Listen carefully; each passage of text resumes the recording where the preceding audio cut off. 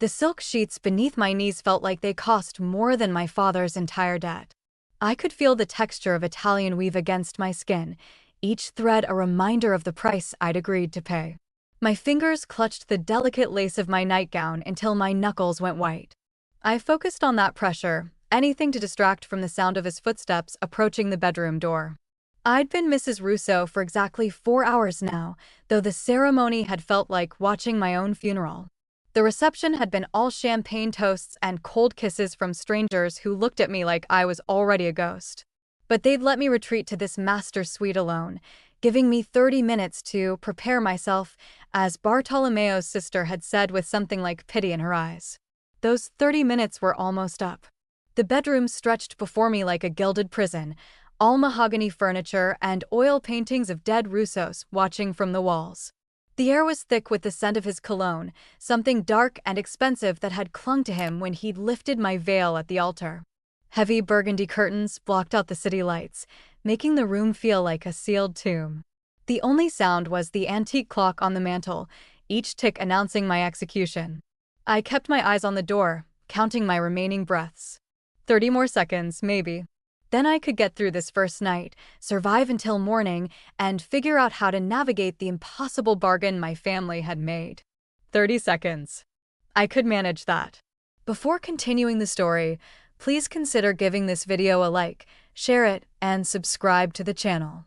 Your support helps bring more stories to you. Barbara. The door didn't open. His voice came through the wood, low and commanding, my name spoken like ownership. The click of the lock turning echoed like a judge's gavel. When Bartolomeo Russo stepped inside, he filled the doorway completely, salt and pepper hair immaculate, his tuxedo jacket already discarded somewhere, shirt unbuttoned just enough to show the edge of scars crossing his chest. His eyes, dark and ancient and hungry, fixed on me with an intensity that made my lungs forget how to work. He moved toward me with the deliberate pace of a man who'd never been denied anything in his 60 years. Each footstep on the Persian rug was a countdown to inevitability. "Stand up," he said, his voice dropping to gravel and smoke. "I want to see what I bought." I rose on shaking legs, the white silk and lace suddenly feeling transparent, obscene. He circled me slowly, and I could feel his gaze like hands on my skin. The scent of scotch mixed with his cologne now, and something else, something primal that made every instinct scream at me to run. But I saw my father's desperate face behind my closed eyelids. Heard my little sister's voice asking if I'd come back. Felt the weight of the debt that would have crushed them all. So I stayed. Bartolomeo stopped in front of me, close enough that I could see the flecks of silver in his stubble, the way his jaw clenched with something between desire and rage. His hand came up, rough fingers catching my chin, tilting my face toward the light. "Do you know why you're here?" His thumb traced my lower lip. "Your father told me you understood the terms." I forced myself to meet his eyes, even as my heart tried to break through my ribs. "To give you an heir." Something flickered across his face, surprise, maybe, or approval. His grip tightened just slightly. "To give me a son," he corrected, each word deliberate. "The Russo name needs to continue. My enemies are circling like vultures, and I need to know that everything I've built won't die with me." He released my chin only to catch my wrist instead, pulling me closer until I could feel the heat radiating from his body. His other hand settled on the small of my back, possessive and inescapable. "I don't need you to love me, piccola sposa. I don't need you to understand me. I need you to do the one thing you were brought here to do." His mouth came within inches of mine, his breath hot against my lips. "Spread your legs," Bartolomeo Russo commanded, his voice rough with decades of absolute authority. "I will only stop when my seed is in you." The room tilted. The clock stopped ticking. And the girl who'd walked down that aisle 4 hours ago died in that moment, replaced by something else. Something that would have to be strong enough to survive the night. The white dress hung in the corner like a corpse, still emitting faint traces of church incense and funeral lilies. I couldn't look at it anymore.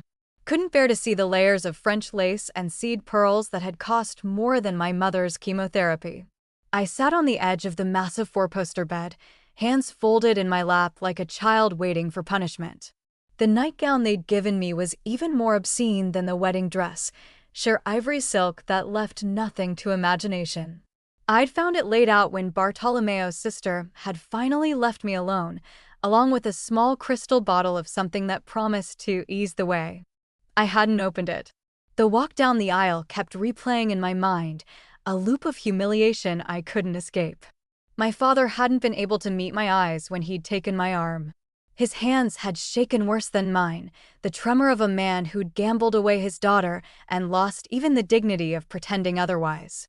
Behind us, my brother Marco had made a sound, not quite a sob, not quite a protest, before my aunt had shushed him viciously. The church had been full of strangers. Russo family, Russo associates, Russo enemies who'd come to witness the old Don's latest acquisition. They'd filled the pews in their expensive suits and cold jewelry, watching me process toward the altar like I was already a ghost. No one from my side except immediate family. We didn't have friends anymore, not after the debts had mounted and my father's desperation had become neighborhood gossip. Bartolomeo had waited at the altar like a king receiving tribute. 60 years old and still commanding enough to make the priest stumble over his words. The silver in his hair caught the candlelight, making him look almost holy, but his eyes had been pure predator. When my father had placed my hand in his, Bartolomeo's grip had been warm and rough and utterly certain. He'd known exactly what he was buying. The vows had tasted like ash in my mouth. Love, honor, obey, each word a nail in my coffin. When the priest had finally pronounced us man and wife, Bartolomeo had kissed me with the casual possession of someone claiming property. His mouth had been firm against mine, tasting of expensive whiskey and something darker. The crowd had applauded. I'd felt myself disappearing. The reception had been worse. At least during the ceremony, I'd had a role to play, lines to recite. But at the reception, I'd been put on display, paraded through rooms full of men who looked at me like I was dessert. Bartolomeo had kept me at his side, his hand always somewhere on my body, waist, shoulder, the small of my back, claiming me with each casual touch. His lieutenants had congratulated him with knowing smirks. The women had been worse, older wives and mistresses who'd looked at me with pity and contempt. One whispered, "He'll break you or you'll learn to break yourself first. Either way, the end is the same." And through it all, I'd felt my siblings watching. 16-year-old Maria with tears streaming down her face. 12-year-old Sophia trying to be brave. Marco, 17 and burning with rage, his hands clenched into fists he couldn't use. They were why I was here. Why I'd put on the white dress and walked down that aisle and said yes to a man old enough to be my grandfather. The debt had been $300,000. My father's gambling, my mother's medical bills, the business loan from the wrong people. $300,000 or they'd come for the children next. Maria could be sold to cover some of it. Sophia was young, but they'd find use for her. Marco they'd probably just kill. So I'd said yes when Bartolomeo Russo had come to our house 3 weeks ago and made his offer. Not money, he wanted a wife. A young wife who could give him the son his first wife had failed to produce before cancer claimed her. A son to inherit the empire, to carry the Russo name forward, to prove he wasn't just another old man waiting to die. Your daughter, he'd said, looking at me like livestock. She's healthy. My father had nodded, couldn't speak. We'll marry within the month. The debt dies with the vows. Your other children untouched. He'd pointed at me with his signet ring. But this one belongs to me. Completely. I'd wanted to spit in his face. Wanted to tell him I wasn't cattle, wasn't his to claim. But Maria had been in the next room, and Sophia, and Marco, and the men who'd come collecting last time had broken my father's fingers one by one. So I'd said yes. Now I sat in his bedroom, in his house, in his nightgown, waiting for him to come claim his property. The clock on the mantel showed 11:47. The reception had ended at 11. He'd told me he'd give me 30 minutes to prepare myself, his voice making it clear that preparation meant acceptance, meant spreading myself across his sheets like a sacrifice. 13 minutes left. I could hear footsteps in the hallway outside, the low murmur of male voices. His guards, probably. Making sure I hadn't tried to run, hadn't tried to throw myself from the window. As if I would. As if I had anywhere to go. The footsteps faded. I closed my eyes and tried to remember who I'd been this morning. Barbara Mendez, 23, community college dropout, part-time waitress, full-time caretaker for a drowning family. Not beautiful but not ugly. Not special but not worthless. A girl with a life that was small and hard but hers. That girl was gone now. Dead and buried in a white dress. In her place was Barbara Russo. Wife. Vessel. The future mother of the heir to a criminal empire. I heard his footsteps approaching the door, deliberate and unhurried. The clock struck midnight. My 30 minutes were up. The door opened with a soft click that felt louder than a gunshot. Bartolomeo Russo stepped inside and the air changed. Became thicker, harder to breathe, charged with something primitive. He filled the doorway, broad shoulders, imposing height, silver-streaked hair catching the lamplight. His dark eyes found me immediately, pinning me to the bed. He closed the door behind him. Locked it. The bolt sliding home echoed like a gavel. "Stand up," he said. I rose on legs that felt like water, the sheer nightgown suddenly obscene under his scrutiny. My hands wanted to cover myself, but I forced them to stay at my sides. I wouldn't give him the satisfaction. Not yet. He shrugged out of his tuxedo jacket with deliberate movements, draping it over the velvet chair. His vest followed. Then his cufflinks, each removed with precision and placed on the dresser. The ritual felt like a countdown, each discarded piece bringing us closer to the inevitable. "Do you know what your father said to me?" Bartolomeo's voice was conversational, almost casual, as he began unbuttoning his shirt. When I told him the debt was too large, that his daughters couldn't possibly be worth 300,000, I didn't answer. Couldn't. He begged. The shirt came off, revealing a torso mapped with scars, bullet wounds, knife marks, evidence of a violent life. His body was still powerful despite his age, carved by decades of brutality. He got on his knees and begged. Said you were a virgin, smart, healthy, that you'd make a good mother. His hands moved to his belt, and I felt my stomach drop. He sold you like livestock, piccola sposa. Listed your qualities like you were breeding stock. The belt slid free with a hiss of leather. And you know what? He was right too. Because that's exactly what you are now. Breeding stock for the Russo line. The words hit like physical blows. I wanted to scream at him, wanted to tell him I was a person, not property. But my voice had abandoned me somewhere between the church and this bedroom. Bartolomeo moved toward me with unhurried confidence. He stopped close enough that I could smell scotch on his breath, expensive cologne, something else underneath, something male and threatening. "Let me be clear," he said, voice dropping to gravel. "I don't need a companion. I don't need a confidant or dinner conversation. I have people for all that." His hand came up, rough fingers catching my chin, forcing me to meet his eyes. The touch sent electricity racing down my spine, pure animal awareness of danger. What I need is a son. A legitimate heir to carry the Russo name. My enemies think I'm weak because I'm 60, because my first wife died childless, because they believe my time is ending. His grip tightened. They're wrong.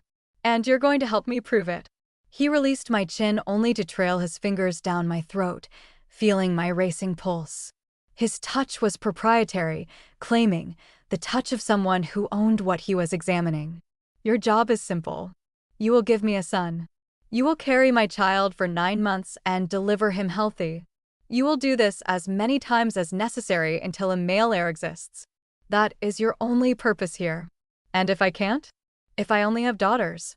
Something dangerous flashed in his eyes. Then you'll keep trying until your body gives me what I need. You're young. Healthy. You can perform the one biological function you were designed for. His hand moved lower, fingers tracing the nightgown's neckline. I flinched and he noticed, a slight smile curving his lips. Afraid, he asked. Yes. The truth escaped before I could stop it. Good. Fear keeps people honest. He circled me slowly, eyes on every inch through the thin silk. But your fear is irrelevant. Whether you're terrified or willing, the outcome is the same. You will open yourself to me. You will take what I give you.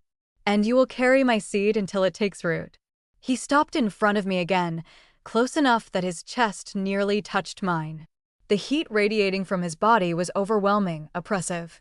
"Say it," he commanded. "Tell me what you are." The words felt like swallowing glass. "I'm here to give you a son." "No." His hand shot out, gripping my throat, not choking, but controlling. "You're here to give me an heir. You're here to be fucked until you're pregnant. You're here to spread your legs whenever I require it. That's what your father's debt bought. That's what you agreed to." Tears burned behind my eyes, but I refused to let them fall. I wouldn't give him that. Now. He released my throat and stepped back. "Take off the nightgown." My hands shook as they moved to the thin straps. This was the moment where Barbara Mendez ceased to exist and became nothing more than a vessel for Bartolomeo Russo's ambitions. But as my fingers touched the silk, something inside me hardened. Yes, I was terrified. Yes, he had all the power. But he didn't have my spirit. Not yet. "If I'm going to give you an heir," I said, voice stronger, "then I want something in return." Bartolomeo's expression shifted to surprise, then amusement. "You want to negotiate?" "Now." "My siblings. I want them protected. Not just from collectors, but from everything. College funds. Protection. Real futures." He stared at me, then laughed, a dark, genuine sound. "You have steel in you after all." He moved close, his hand cupping my face almost tenderly. "Fine. Your siblings will be provided for. They'll have everything they need." His thumb traced my lower lip. "But you belong entirely to me. And right now, I'm done talking." His mouth crashed down on mine, hungry and demanding. His hands gripped my hips, pulling me against him, letting me feel exactly what he intended. When he pulled back, his eyes were dark with promise. "Now take off the nightgown. Or I'll tear it off myself." My fingers trembled on the silk straps, but I didn't let them slip. Not yet. I held his gaze instead, searching for something human behind those dark eyes, some flicker of conscience that might spare me. I found nothing. Only hunger and cold calculation. "You're stalling," Bartolomeo said, his voice deceptively soft. He moved closer, invading what little space remained. "Do you think hesitation will change what happens next?" "No." My voice came out steadier than I felt. "But neither will rushing toward it." His eyebrows lifted slightly. "Surprise, maybe." He reached out, his hand covering mine where it gripped the strap. His palm was warm, calloused. "Most people shake when I touch them," he observed, fingers tightening. "Their bodies know I'm dangerous. That I could hurt them in ways they can't imagine." He pulled my hand away from the strap, holding it between us. My fingers trembled in his grip, betraying the terror I was hiding. "You're shaking," he said, satisfaction in his tone. "I'm terrified," I admitted. But terror isn't the same as surrender.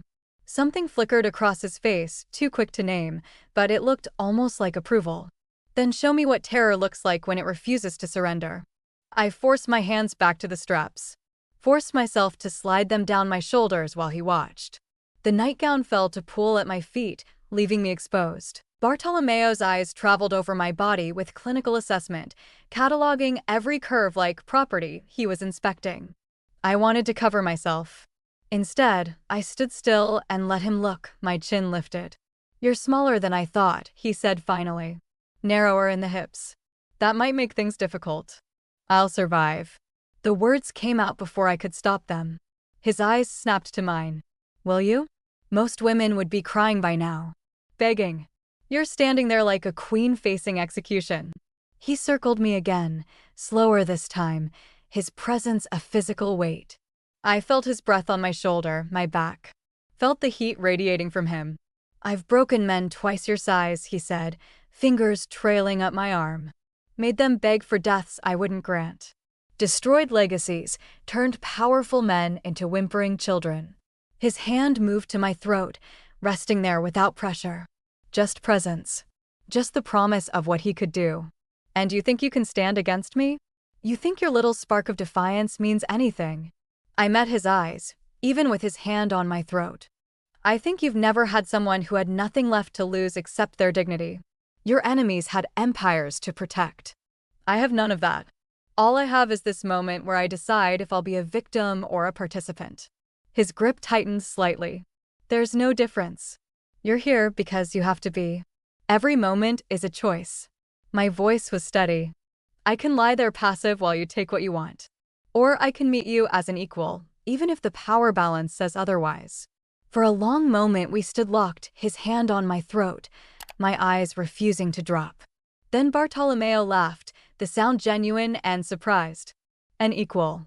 He released my throat, his hand moving to cut my face instead. His thumb traced my cheekbone. You think you're my equal, little bride? Not in power. Not in experience. I paused. But in will? Yes, you need something from me you can't take by force, a willing vessel, someone who'll build rather than just endure. His expression shifted, hardening. I don't need you willing. I just need you functioning. Then why haven't you already pushed me onto that bed? I challenged. Why the conversation? Why the circling and testing? If I was just livestock, you'd have already bred me. The words hung between us, crude and accurate. Bartolomeo's jaw clenched, and for a moment I thought I'd pushed too far. Instead, he pulled me against him, one hand fisting in my hair while the other splayed across my back.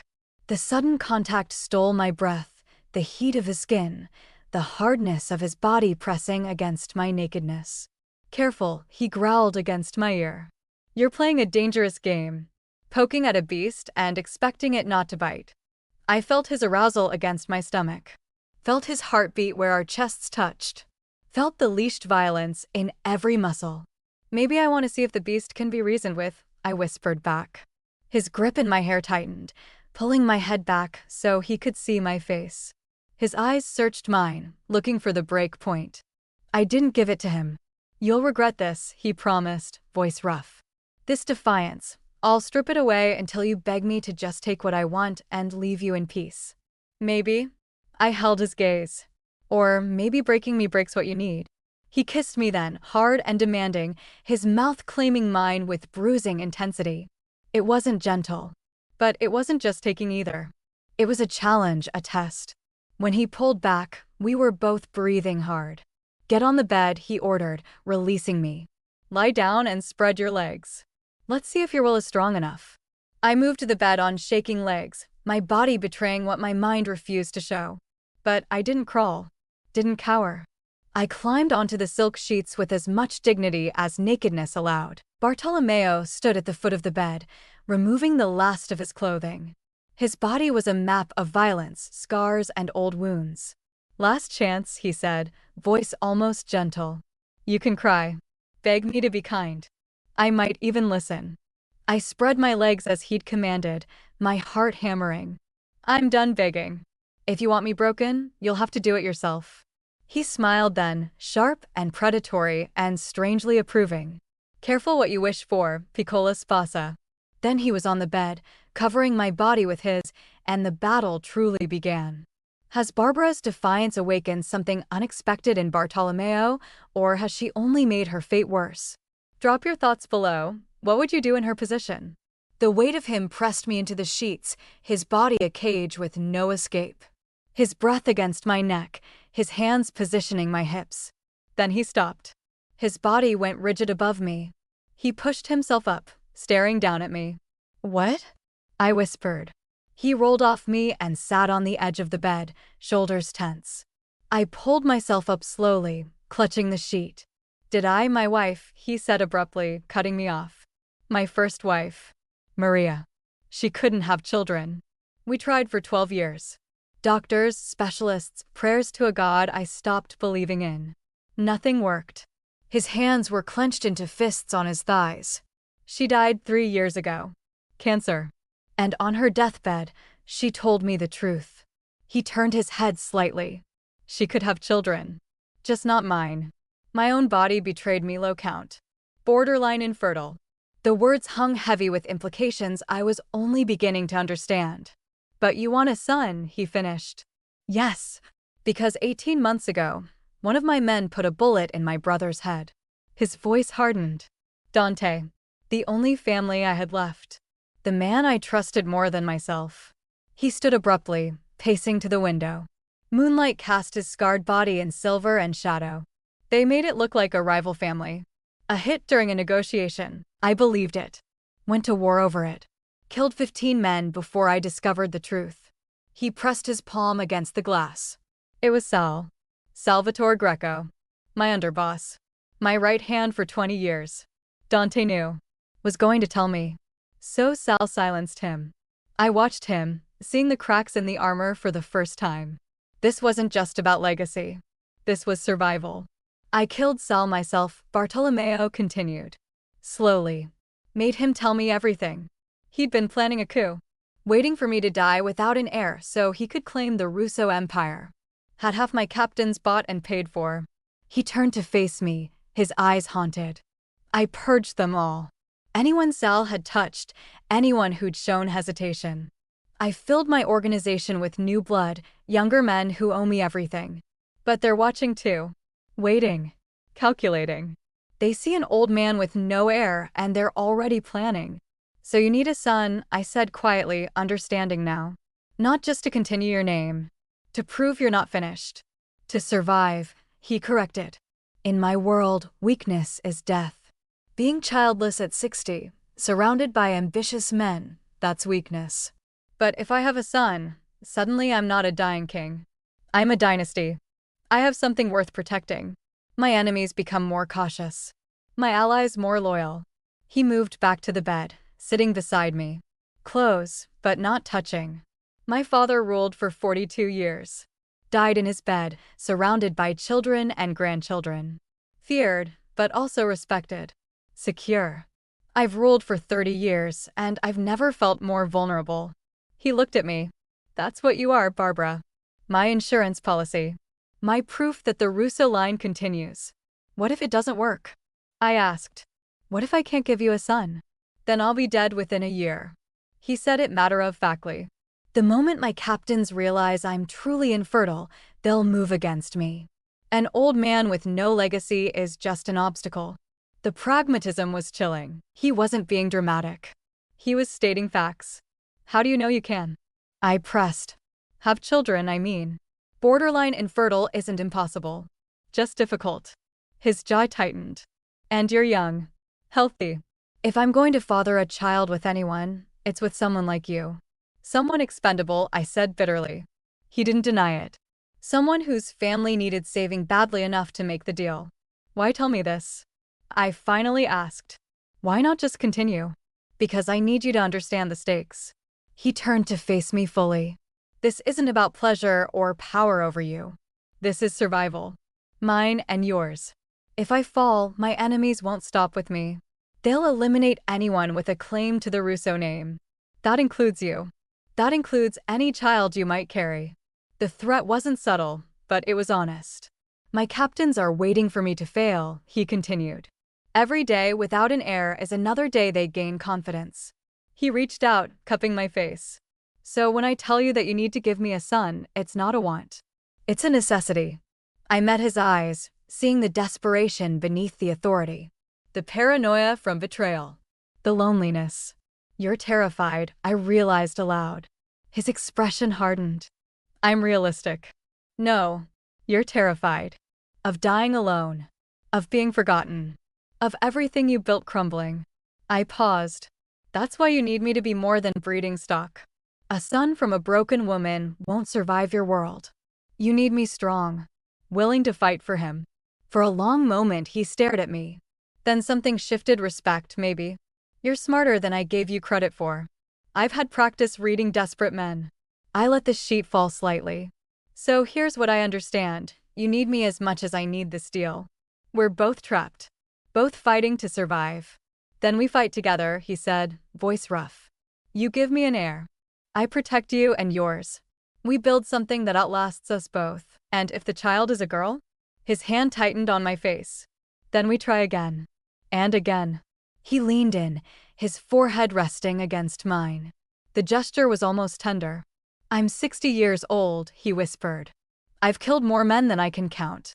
I've built an empire on blood and fear. And I'm asking a 23-year-old girl I bought like property to save my life. He laughed, bitter. God help us both. Then he kissed me, and this time it was different. Still hungry, still demanding, but with desperation that matched my own. Two drowning people clinging to each other. When he laid me back on the sheets, his touch was still commanding. but I understood now what drove him. And understanding, I discovered, was its own kind of power. The ghosts of his past pressed down on us both as he claimed what he needed to survive. And I let him, knowing that in saving him, I might just save myself. His hands moved over my body with purpose. But something had shifted. The vulnerability he'd shown, the ghosts he'd shared, they'd given me leverage. "Wait," I said, pressing against his chest. He stilled, eyes darkening. "We've waited long enough. I need more than what you've promised. Your family's debt is erased. They're protected. What more? Protected from your collectors. But what about when I'm pregnant? When I have your child and your enemies decide the best way to hurt you is through us? I'll protect you." "How? By locking me in this house? What if you die before I give birth? Do I become collateral damage?" He studied me with new intensity. "What are you asking for?" "Survival. Not just physical safety. I want power. Real power that can't be taken away." "You want to be more than my wife," he said slowly. "I want to be your partner." I sat up, wrapping the sheet around myself. "You need me strong. You need our son raised by someone who understands your world, who can protect him when you're gone. You can't do that if you keep me ignorant." Bartolomeo moved to stand, pacing to the window. "You're asking to sit at the table. To know my business." "Yes. Do you know what that means?" He turned to face me. "The men at that table have killed for their positions. They won't accept some girl I married to settle a debt suddenly having authority. Then make them accept it." I stood as well, letting the sheet fall. "If we were going to negotiate, I'd do it as an equal. You're the Don. Your word is law, isn't it? Or have your captains already taken that from you too?" His jaw clenched. "Careful. I'm done being careful. You want me to risk my life carrying your child in a world where having that child makes me a target. The least you can do is give me the tools to protect myself." I moved closer. "Teach me your business. Let me sit in meetings. Show me how to read your enemies, identify threats, survive if you're gone. And if I refuse?" I met his eyes without flinching. "Then you'll have a wife who's scared, vulnerable, and completely dependent. And when your enemies move against us, I'll be helpless. Is that the mother you want for your heir? Someone who'll fall apart when things get difficult?" He stared at me, then laughed, a short, sharp sound. "You're playing a dangerous game. I'm playing the only game I can. I closed the distance between us. You showed me your vulnerability tonight. You gave me the truth. Now I'm giving you mine. I can't do this blind. I can't be the mother your son needs if I'm kept in the dark, fed bullshit, and kept in ignorance. Most women would be grateful for ignorance, for the protection it provides. Most women aren't being asked to birth a dynasty in the middle of a war." I placed my hand on his chest, feeling his heartbeat. "You need someone strong enough to stand beside you, not cower behind you. Your captains are watching for weakness. A wife who's nothing but decorative? That's weakness. A wife who understands the business, who can represent your interests, who can be trusted with your legacy. That's strength." His hand covered mine. "And what makes you think you can handle it? You've lived a civilian life. Never seen real violence. Never made the kind of decisions that keep people alive or get them killed." "You're right. I haven't."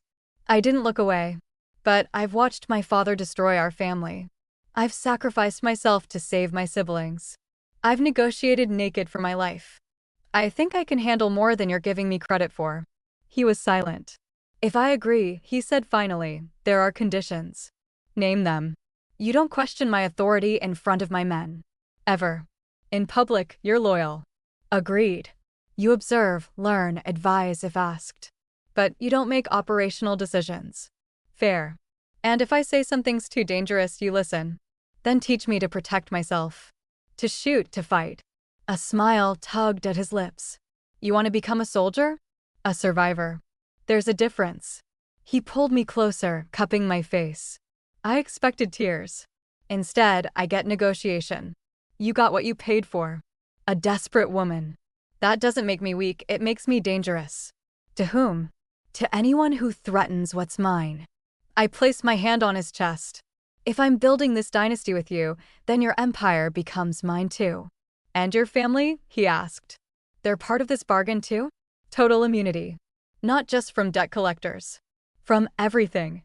My father stays out of your business. My siblings get protection, education, futures.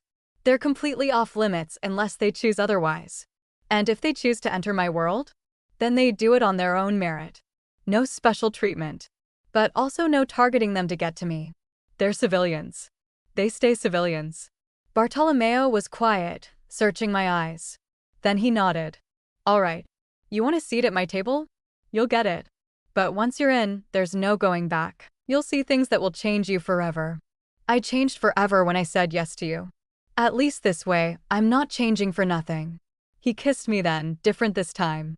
Not just claiming, but acknowledging. When he pulled back, there was respect. Partners, he said. Partners. In everything. Then let's seal this. He lifted me, carrying me to the bed. Tomorrow, you start learning what it means to be a Russo. As he laid me down, I felt the weight of what I'd negotiated. I'd asked for power, for entry into a world built on blood. But I'd also secured agency. The ability to shape my own fate. In a world where I'd been sold, I'd negotiated my way into partnership. Now I just had to survive long enough to make good on it. Has Barbara gained power, or has she just volunteered for a fate worse than ignorance? What would you demand in her position? Drop your thoughts below. His mouth found mine before my back hit the sheets, swallowing whatever protest might have escaped. The kiss was claiming, possessive, a branding beyond physical touch. I tasted whiskey and determination and something darker, the hunger of a man who'd been denied too long. I kissed him back. Not because I wanted to, but because I'd made a bargain and this was the price. This was the currency of survival. His hands were everywhere, rough palms mapping territory, calloused fingers learning my body with conqueror's focus. There was no gentleness, but there was a tension. He noticed when I flinched, when my breath caught, when tension flooded my muscles. Relax, he murmured against my throat, teeth grazing skin. Fighting me will only make it hurt more. I'm not fighting, I whispered, forcing my body to soften. I'm surviving. He pulled back, eyes searching mine. For a moment I saw something like respect. Then his mouth curved into that dangerous half-smile. Good. Then survive this. His hand slid between my thighs and I gasped. He watched my face as he touched me, gauging reactions, learning what made me tense. There was clinical precision in his exploration. You're not ready, he observed. Does it matter? The words came out sharper than intended. His eyes hardened. It matters to me. I'm not a rapist. I'm taking what's mine by right, but I won't tear you apart doing it. The distinction felt academic, but I bit back the retort. I closed my eyes, trying to separate mind from body. Look at me, he commanded, gripping my jaw. Don't hide. Not from this. I opened my eyes and met his gaze, seeing the intensity burning there. This wasn't just about producing an air. This was about forcing me to be present for every moment of my own claiming. I hate you, I whispered, the truth escaping. His fingers stilled. Then his smile returned, sharper. Good. Hate keeps you honest. Hate means you're still fighting, even when you're surrendering. He kissed me again, and this time there was brutality in it. His tongue invaded my mouth with the same possessive thoroughness, claiming every inch. When he finally settled between my thighs, his weight pressing me into the sheets, I felt the hard length of him. Reality crystallized. This was happening. This was the point of no return. Last chance, he said, voice rough with restraint. Tell me to stop and I will. We'll find another way. The offer surprised me. Because stopping meant what? Going back to my family's debt? Watching my siblings destroyed? No, I said, voice steady despite the fear. Do it. Finish what we started. Something flickered across his face, disappointment? Had he wanted me to refuse? But the moment passed. His mouth found mine as he pushed forward, breaching me with steady, inexorable pressure that stole my breath. The pain was sharp and immediate, a tearing that made my body arch. I gasped and he swallowed the sound, his hand moving to my hip to hold me still. Breathe, he commanded, his own breathing ragged. Just breathe through it. I did, focusing on air rushing in and out, anything but the burning stretch. He moved slowly, giving me time to adjust, his restraint evident in every trembling muscle. When he was fully seated, he stilled, his forehead dropping to rest against mine. Christo, he muttered, voice shaking. You feel, he didn't finish.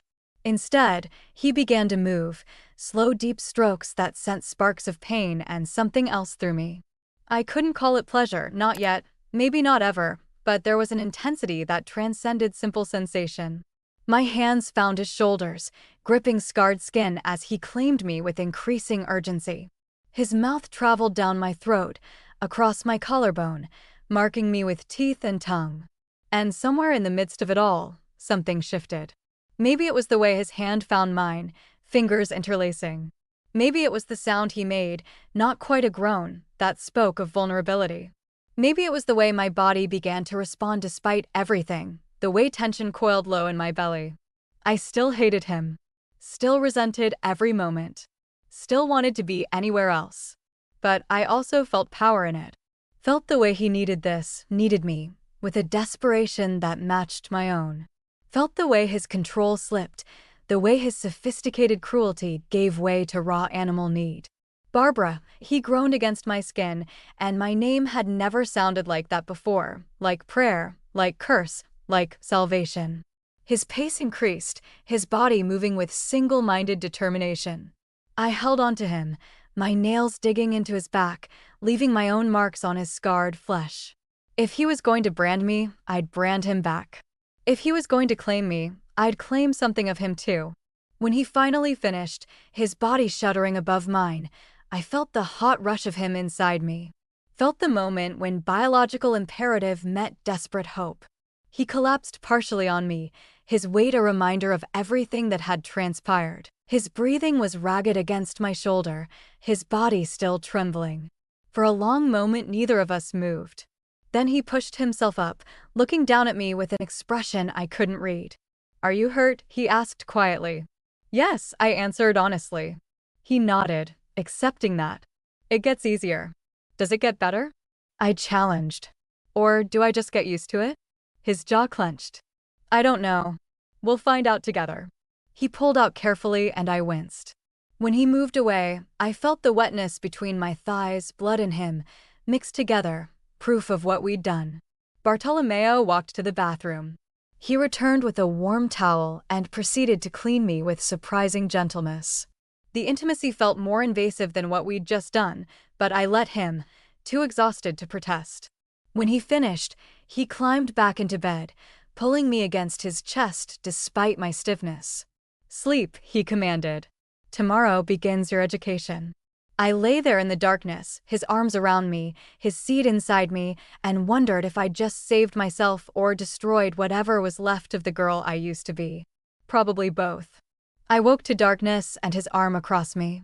Memory crashed back, the wedding, the claiming. My body ached. Bartolomeo was still asleep. In sleep, his face lost its harsh edges. He looked his age, 60 years of violence etched into skin. I tried to slip out. But the moment I moved, his eyes opened. Where are you going? Bathroom. He released me and I slid from the bed, wrapping the sheet around myself. The bathroom was obscenely luxurious, marble and gold, mirrors reflecting someone I barely recognized. Marks on my neck. My eyes looked different. Something had changed, hardened. When I returned, Bartolomeo was sitting up, watching me. The sheet pulled at his waist.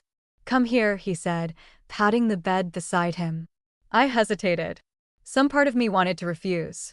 But we'd made a bargain and defiance for its own sake would gain me nothing. I climbed back onto the bed, keeping distance between us. He noticed. But instead of closing the gap, he reached out and took my hand, turning it palm up. That's when I saw it, a dark bruise circling my wrist like a bracelet, the mark of his fingers. I did this, he said quietly, his thumb tracing the discolored skin with surprising gentleness. It doesn't matter. It does. He lifted my wrist to his lips, pressing a kiss to the bruise. I told you I wouldn't hurt you. Not unnecessarily. You said you wouldn't tear me apart. You kept that promise. I tried to pull my hand back, but he held firm. Did I? His eyes met mine. Because you look torn apart to me. I'd expected him to be satisfied, triumphant. Instead, he looked almost regretful. I'll survive, I said. That's what I do. Yes, you survive. He continued holding my wrist, fingers gentle now. My first wife, Maria, she cried. Every time, for the first year. Lay there like a sacrifice and cried silent tears. I hated it. Hated her tears. Hated myself for causing them. I stayed quiet. You didn't cry, he continued, voice dropping. You fought me without fighting. Met me as an equal even when you were pinned beneath me. Do you know how rare that is? I'm sure your other conquests were very impressed. A slight smile curved his mouth. There haven't been others. Not since Maria died. 3 years of nothing, because I was too much of a coward to face another woman's tears.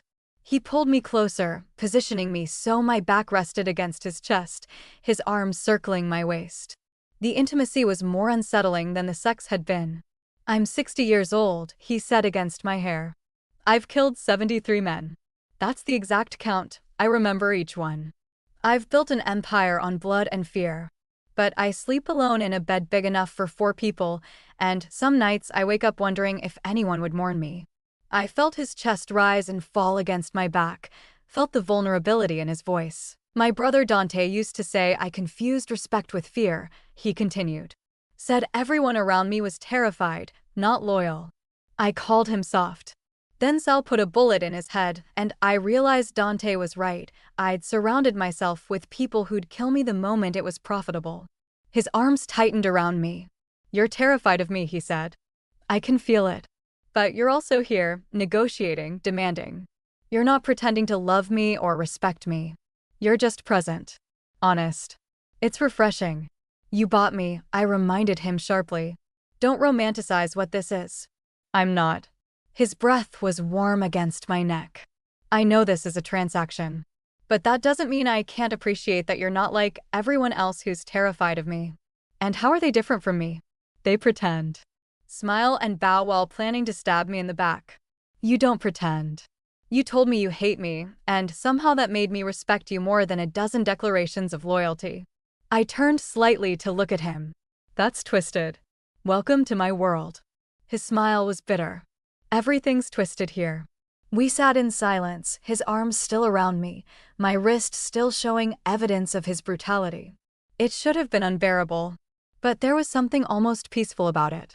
I'm lonely, he admitted suddenly, words pulled from somewhere deep. I'm surrounded by people every day, captains, soldiers, associates. But I'm completely alone. Maria was the last person who knew me as anything other than the Dawn. Is that what you want from me? I asked quietly. Someone who sees you as more than the monster? I don't know what I want from you. His hand moved to rest over my stomach, possessive and strangely tender. Maybe just someone who won't flinch when I touch them. Someone who'll call me on my bullshit. Someone who'll make me human again. Even if just for a few hours. I looked down at his hand on my stomach, at the bruise on my wrist, at the marks he'd left. Human. He wanted to be human. But then I thought about his confession, the loneliness, the isolation, the way he'd counted his kills like sins.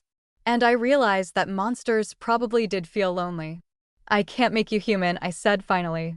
That's not part of our bargain. No, he agreed. But maybe you can remind me what it feels like. His lips found the bruise on my wrist again, pressing another gentle kiss there. The contrast between brutality and tenderness was dizzying. Tomorrow you meet my captains, he said, shifting to business. They'll test you. Try to find weaknesses. And if I do, then I'll remind them who you are.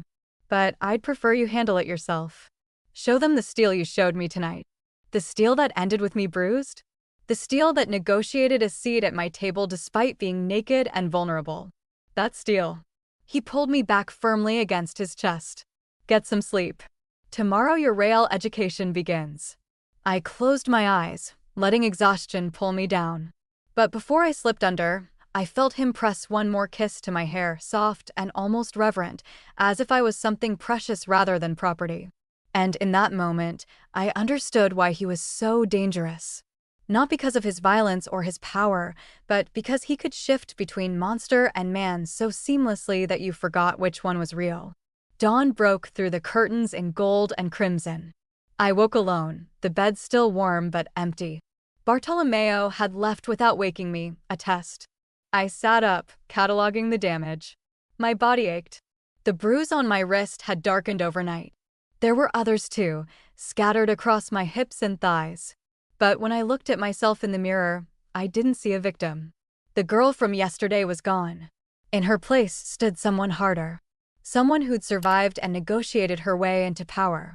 The marks were proof of what I'd endured and transcended. I showered, letting hot water wash away physical evidence while psychological weight settled deeper.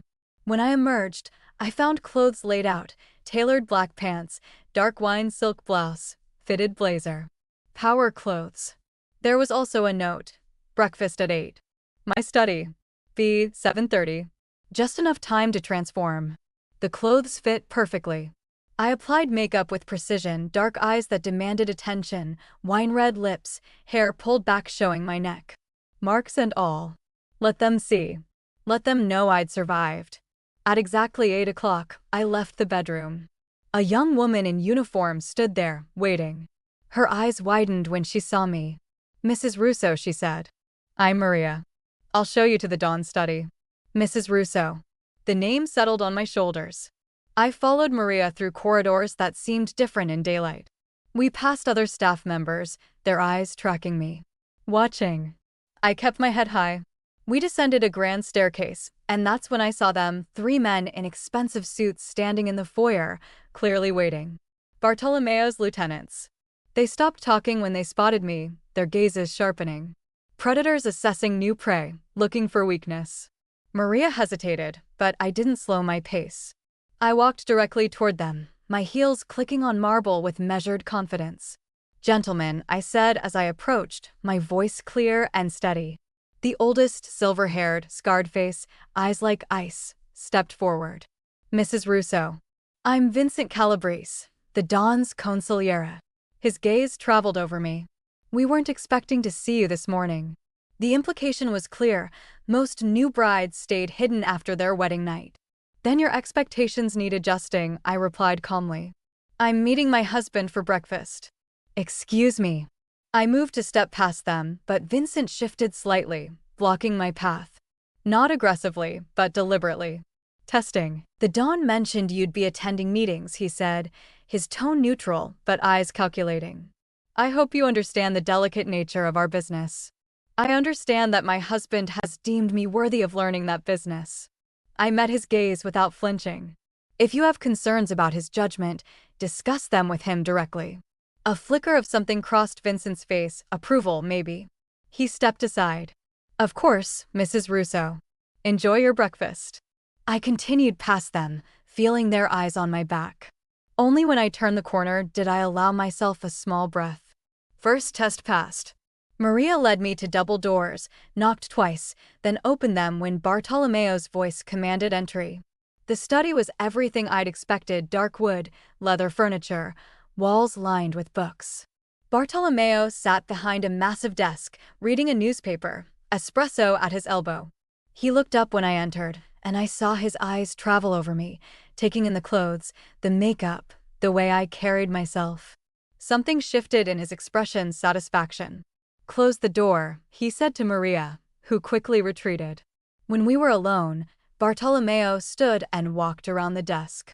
He stopped in front of me, his hand reaching out to touch the bruise on my wrist. You're not hiding them, he observed. Should I? I challenged. You said I needed to show strength. Hiding would suggest shame. I'm not ashamed of surviving you. A smile curved his lips, genuine. Vincent tried to intimidate you in the hallway. You were watching.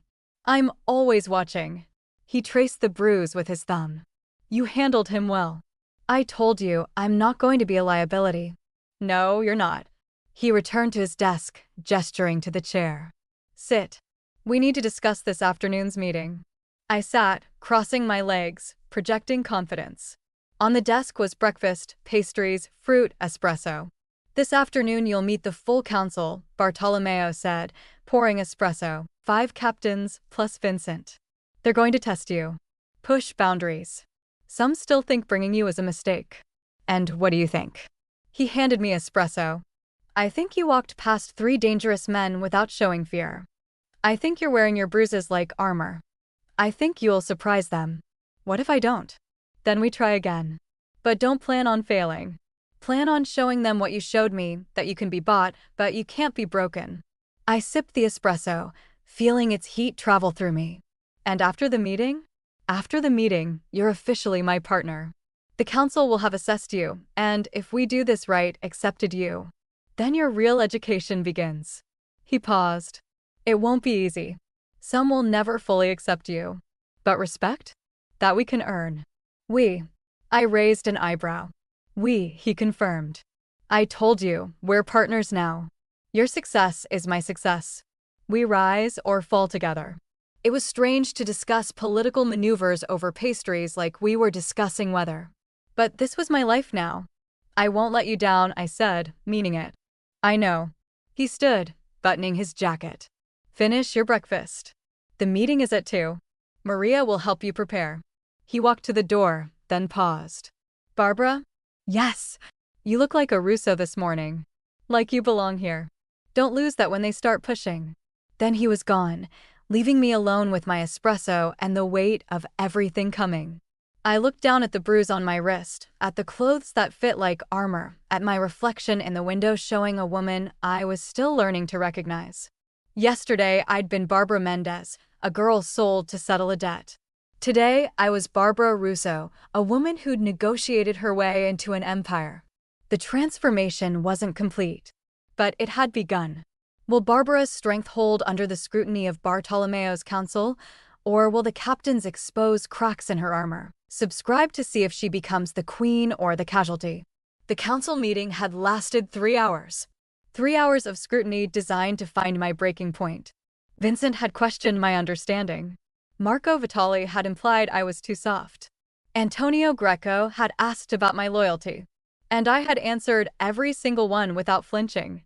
Now, as the sun set, I stood alone on the balcony, watching the city spread below. The bruises on my wrist had faded to yellow-green, but I could still feel the ghost of Bartolomeo's grip. A reminder of how this started, but not how it would continue. Behind me, the door opened. I knew his footsteps by now. You impressed them, Bartolomeo said, standing beside me. Vincent said you reminded him of his mother. That was a compliment. She was the most dangerous woman he ever knew. And the others? Marco thinks you're calculating. Antonio thinks you're too smart to be trusted. Paulo is convinced you're playing a long game. He paused. They're all right. I turned to look at him. He'd loosened his tie, and there was something almost relaxed about him. Pride, maybe. You told them I was pregnant. I told them we were confident you would be soon. It was necessary. 3 days ago, I didn't know your world existed. Now I'm part of an us people want to move against. Regret it? I thought about my answer. Did I regret walking down that aisle, regret negotiating my way into this empire? No, I said finally. I regret that it was necessary. But I don't regret surviving it. He smiled. You know what the difference is between you and Maria? What? She saw herself as a victim until she died. You saw yourself as a victim for maybe 12 hours, then decided to become something else. That's why you'll not only survive, you'll thrive. I looked back out at the city. Somewhere down there, my siblings were eating dinner. My father was drinking away his guilt. My old life was continuing without me. I want you to teach me everything, I said. Not just the business. Everything. How to read people. How to identify threats. How to use leverage. That's a tall order. You said we rise or fall together. If we're going to rise, I need to be someone they fear. He took my hand. My father used to say the most dangerous thing in the world isn't a man with nothing to lose. It's a woman with something to protect. You have your siblings. Maybe soon a child. That makes you more dangerous than any of my captains. Because I have clarity. My men are ambitious, greedy, always calculating. But you? You know exactly what you're fighting for. That's rare. He squeezed my hand. And yes, I'll teach you everything. Starting tomorrow, you'll shadow me. Every meeting, every negotiation. You'll learn by watching, then by doing. And when people object, let them. Anyone who objects is someone planning to move against us. Better to identify them now. I nodded. This wasn't just about survival anymore. This was about power. When I have your child, if I have your child, that baby becomes my priority. Not you, not the business. The child comes first. I wouldn't expect anything less. Which means if the choice ever comes down to the Empire or our child's safety, I'll choose the child. His jaw tightened, but he nodded. Then we'll make sure that choice never has to be made. We'll build this empire so strong that no one would dare threaten any Russo. How? Your captains are circling. Your enemies think you're weak. We give them something to fear more. He pulled me closer. We show them that the Russo family isn't just me anymore. It's us. And we're smarter and more united than any alliance they could form. Pretty words, I said. But words don't win wars. No, he agreed. But strategy does. And you've already proven you're a strategist. You negotiated your way from victim to partner in one night. Imagine what you can do with time, resources, and power. I looked up at him, this man who'd bought me, claimed me, and then, almost against both our wills, began to respect me. He was still dangerous. Still capable of brutality. Still the monster everyone feared. But he was also the only ally I had in this world. And if I was going to not just survive but conquer, I needed him as much as he needed me. Tomorrow, then, I said. My education begins. Tomorrow, he confirmed. Then he kissed me, and it was different from the claiming kisses. This was partnership. This was acknowledgement. This was two predators recognizing each other and choosing to hunt together. When he pulled back, his eyes were dark with something deeper, the desire to have someone truly see him and still choose to stand beside him. Come to bed, he said quietly. We have work to do in the morning. But I stayed at the railing for a moment longer, watching the city lights flicker to life below. Each light was a life, a story, a soul navigating their own survival. And above them all, in the master bedroom of the Russo estate, I stood no longer Barbara Mendez, the girl who'd been sold. I was becoming something new. Something dangerous. Something that would make men like Vincent and Marco and Antonio think twice. I was becoming the queen of an empire built on blood and fear. And I wasn't just going to carry the legacy Bartolomeo had built. I was going to expand it. Refine it. Make it mine. The girl who'd walked down that aisle 3 days ago had died in the claiming. The woman who emerged was sharper, harder, more focused. She'd learned the most important lesson. Power wasn't given, it was taken. And once you had it, you never let it go. I turned away from the balcony and walked back into the bedroom where Bartolomeo waited. Tomorrow would bring new challenges, new tests, new enemies to navigate. But tonight, I would rest beside the man who'd inadvertently given me the keys to his kingdom. And in the morning, I would begin the work of learning how to use them. The transformation was complete. Barbara Mendez was gone. Long live Barbara Russo, the new queen of the underworld. Thank you for listening until the very end. Don't forget to like, subscribe, and share the story. There's another story like the one you just enjoyed on your left screen.